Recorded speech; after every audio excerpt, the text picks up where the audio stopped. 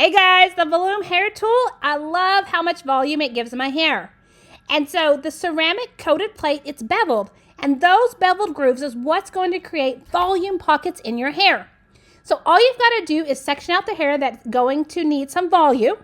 And you simply just put it in between the plates and you're going to crimp down.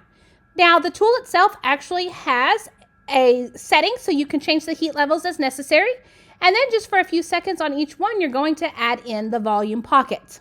Once you've added in some volume, you just simply slide your hair over on top and it gives it a nice smooth look. So you're not going to see the little bevels within your hair.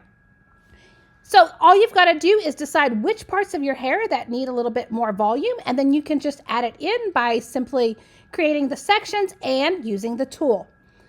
What I like about this is it gives me time in between my shampoo days. If I don't want to shampoo my hair every day, but I want my hair to still look fresh and nice, I'm able to use this and give my hair some volume and just make it look nice and full. I appreciate that. I also like the fact that I can pick the different parts of my hair, and so I'm able to give it just a little bit of lift, or if I'm really going for volume, I can add more in. And then I just simply style my hair and I am ready to go.